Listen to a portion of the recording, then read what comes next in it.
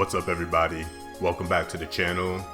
Got a new JRPG sessions for you.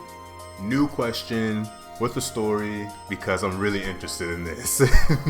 So what I want to know today is, what is that JRPG that despite reviews telling you it was bad, despite homies telling you it was bad, despite everybody steering you away from it, you decided that you were gonna play it and you were gonna like it and you were gonna love it, and then it ended up being trash? What was that game for you? Because I'll tell you exactly what that game is for me. It's a lovely little PS3 title called the White Knight Chronicles. Now let me tell you a story. So it was, I think the game came out in 2010. I had just came back from what I call my skateboard hiatus. When I was real deep into skateboarding, I actually still love skateboarding very, very much. But when I was doing it every day when I was younger, I wasn't really playing a lot of video games. And then I left the skate park and I started dabbling back.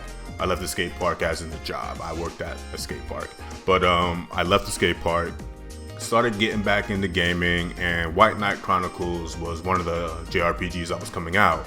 So I decided that I was gonna jump on this and give it a shot. I looked at the previews, I saw videos and stuff for it. It looked dope.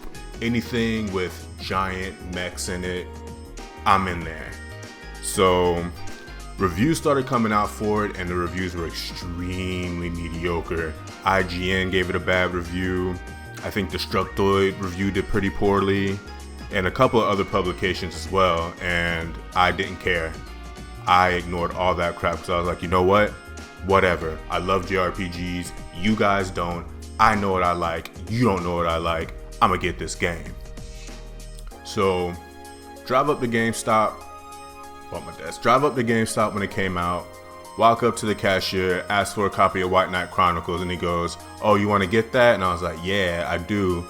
And he's like, have you seen the reviews for it? And I was like, yeah, I've been seeing the reviews coming out, but I don't care because I love JRPGs, bro, and I know what kind of games I like, and this is going to be a game I like. I already know it.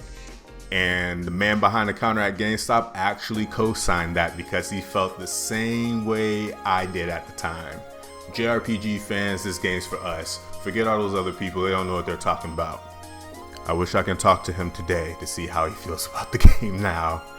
But so I take the game home, pop it in. You create your own avatar because the game has an online feature in which that avatar is your main character when you play with your friends online. Really dope concept if the battle system was good.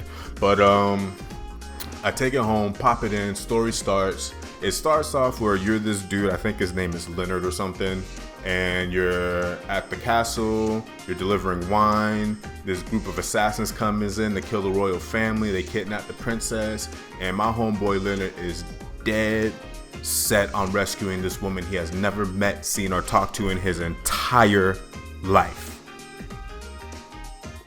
Absolutely no motivations or no reasons to save this woman besides she's the princess and I'm in love with the princess. No build-up or explanation whatsoever. And then you, as your avatar, you create the avatar. He works with Leonard and he goes with him on this adventure. But guess what? You don't say a word. You're a silent protagonist, which isn't a bad thing. You should check out my silent protagonist video I'm plugging right now. I actually talk about White Knight Chronicles in that game and how poorly executed the silent protagonist is, because this man does not interact with anyone or anything at any time. He just stands there behind everyone with a shit-eating grin on his face, and then you just follow along. Why do you exist? Why are you even in the main game? You should only be in the online mode. You serve no purpose. And then so you know how like Final Fantasy 12 has like that MMO vibe? White Knight Chronicles has that too in its battle system. And typically when games do that and you do short actions, like if you attack with your sword or staff or something like that, you have to be in range to strike. So in Final Fantasy 12, if you're Van and you just have a sword and you tell him to attack an enemy and he's not nearby, he's not going to take an action until you get close enough to hit the enemy. And the enemies work the same way. They have to get close enough to you to hit you. Apparently in White Knight Chronicles, they said, fuck that. Because your characters are bound by that rule. You can't short attack anything unless you're in range to hit it. The enemies, however, free reign to hit you with anything from anywhere at any time. So, for example, and this happened to me, and this is why I stopped playing the game. I was in a fight, and I was over it, so I ran. And I ran, and I ran, and I got far away from the enemy. You know what it was doing the whole time? Hitting me for damage with short attacks on the opposite side of the map, because the enemies do not adhere to that rule. They can strike you with any type of attack anywhere on the screen, no matter how far away they are. If they got a short sword and they swing it 20 feet away from you, you're taking damage. But if you want to hit it, you got to run all the way back to where it is before you can take an action. And as soon as that happened to me, I turned that shit off, took it out my PlayStation, and put it on the shelf forever. I take that back, that's a lie. I didn't leave it on my shelf forever. When I have really super shitty games I don't want in my collection, I let people borrow them and never ask for them back. And that's what I did with this game. I let my homie borrow it, and I never saw it again. And that was 11 years ago. That game is trash. White Knight Chronicles was the game I wanted to love so bad despite what everyone and everything told me. And I went full steam ahead with it. And everyone and everything was right. White Knight Chronicles is trash. Alright, y'all. I appreciate y'all hanging out and listening to my sob story about White Knight Chronicles. And I want to know, what is the game that everyone told you was bad?